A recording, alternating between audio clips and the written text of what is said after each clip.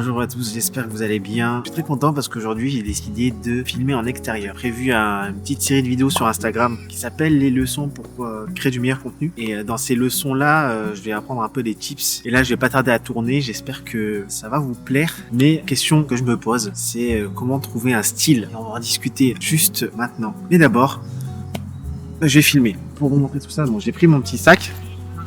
À l'intérieur de celui-ci, j'ai pris ma Insta360 qui est juste là. Avec ça, je vais vous montrer un peu les coulisses parce que du coup, je vais vous poser tout ça pour un plan. Ça va être un plan. Ce qui est cool avec celui-là, c'est qu'il y a l'écran orientable. On peut se voir.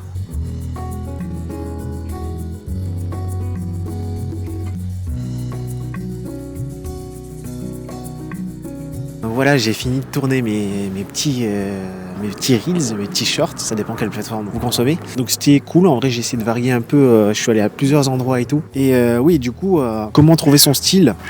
Merci le corbeau, c'était la réponse que j'attendais. Je vais prendre mon petit carnet, regardez comment il est beau. En gros c'est un petit carnet et je note toutes mes idées, etc. On est toujours à la recherche en soi d'un style de vidéo, d'un style de montage. On est toujours en évolution par rapport à ça. Et le but, c'est de trouver dans quelle direction on veut aller. Et en fait, cette vidéo, elle est née vraiment parce que je devais pas du tout tourner cette vidéo. Elle est née de mon analyse personnelle. Tout simplement, je me suis dit, et je me suis posé hier, j'ai réfléchi aux vidéos que j'ai sorties, donc les 2 dernières semaines, et je me suis dit, mais attends, est-ce que c'est vraiment ça qu'on veut publier, enfin que je veux publier sur les réseaux? Il y a 3 points à voir, en tout cas à revoir pour moi, et qui peut-être t'aider toi. La première, c'est le ton. C'est sur quel ton tu veux parler. Est-ce que tu tutoies, est-ce que tu vouvoies, à qui tu parles? Et dans mon cas, en fait, ma cible de base, ma cible finale de tout en bas, c'était les personnes qui ont un business, des autres entreprises comme moi, en fait, qui veulent créer du contenu. En fait, je me suis rendu compte d'un problème que les autres ont, un besoin en tout cas, c'est qu'ils ne savent pas forcément créer du contenu. Moi, j'ai eu la chance, que je considère comme une chance, d'avoir commencé hyper tôt, il y a plus de 10 ans, 15 ans quasiment. Il y a certaines personnes qui veulent se lancer, mais qui débutent. Donc, c'était un besoin, un problème que je pourrais pallier avec mes vidéos sur Instagram, par exemple. J'ai fait, du coup, beaucoup de vidéos où le ton était beaucoup trop carré. Je sais pas comment dire. Et c'était un rythme, on va dire, très rapide. Mais pas assez chill, je trouve, pour moi en tout cas. Parce qu'en fait, j'ai peur que les gens disent que vu que c'est pas rapide, ils swipe. Et c'est un peu le jeu aussi en soi. Et en fait, j'aimais moi aussi cette prise de parole, le ton sur lequel je le disais, parce que déjà, j'aime pas trop ce ton en vrai. C'est certes un ton qui match avec la cible que je vise, mais ça match moyen avec moi. Des fois oui, des fois non. C'est un peu comme des humeurs en fait.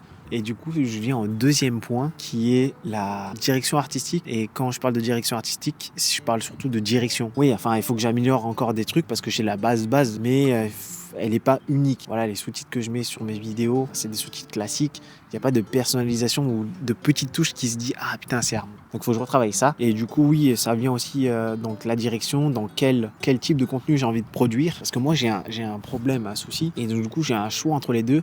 Et je sais pas lequel prendre vraiment.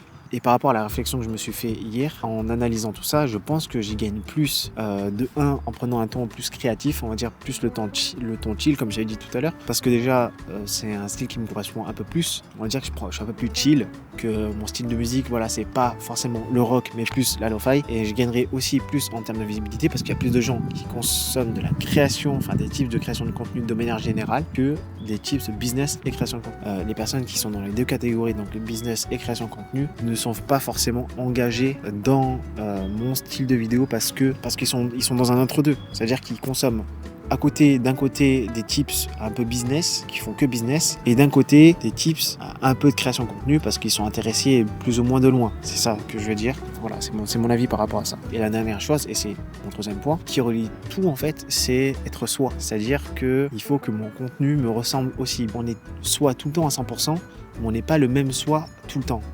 Je sais pas si vous comprenez ce que je veux dire. C'est que par exemple, devant une caméra, je suis moi, mais je suis pas moi en train de faire du sport. Juste pour dire que l'humain est complexe et qu'il s'adapte en fonction des situations. Bref. Mais oui, du coup, j'étais dans une sorte de tunnel. J'étais en mode, ok, j'ai tant de temps à attribuer par semaine. J'étais très organisé et même trop. C'est-à-dire que j'étais en mode, ok, j'ai tant d'heures, je vais faire tant de vidéos. Mais c'est des vidéos du coup standardisées. C'est-à-dire que c'est des vidéos que je fais dans mon bureau, dans ma chambre, et que toutes ces vidéos se ressemblent et qu'elles n'ont pas forcément une personnalité. Et aussi sur le ton, parce que quand tu te t'engages dans un ton et que tu te mets pas et que tu fais pas de remise en question comme j'ai fait hier, t'engages forcément à tout le temps à reproduire la même chose sans avoir de recul et donc du coup sans te dire peut-être que c'était pas forcément un truc qui me ressemble à moi. Donc c'est pour ça que j'ai pris le temps aujourd'hui de venir tourner ici. Aussi du coup ça me permet aussi de sortir, faire des trucs, faire une sorte de vlog, voilà, tout simplement.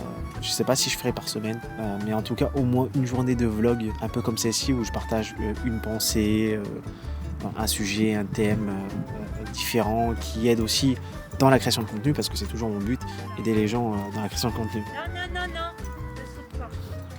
Mais c'est trop cool parce que du coup t'as aussi un peu cet aspect social un peu quand tu sors et là beaucoup de gens vont pas être forcément d'accord parce qu'ils ont peur du regard des gens, mais là le nombre de personnes qui passent qui me voient en train de filmer, beaucoup de gens auraient peur d'être jugé. Dans tous les cas, tu te fais forcément juger. Pas dans un sens à regarder le nulos, il fait des vidéos, mais juste un petit ah putain, c'est cool, il fait des vidéos, tu vois. Mais ça serait jamais arrivé dans ma chambre. Pour te dire tout simplement que le style, pas forcément de solution miracle, il y a des lignes directrices pour trouver son style, mais c'est juste à toi de progresser, d'avancer, de faire des erreurs, de revenir en arrière pour prendre un meilleur chemin. Je vous ferai bientôt une vidéo sur comment je color grade ma vidéo de manière générale. Et à la semaine prochaine. Salut! Je suis vraiment content d'avoir fait cette vidéo, mais le plus important commence maintenant. Ça va faire 1 mois que j'ai recommencé à publier sur mon compte Instagram, TikTok et YouTube, et j'ai hâte de te montrer les coulisses et d'en discuter avec toi. Rendez-vous au prochain épisode. Mes résultats après 30 jours à poster sur les réseaux. Ça, c'est du contenu.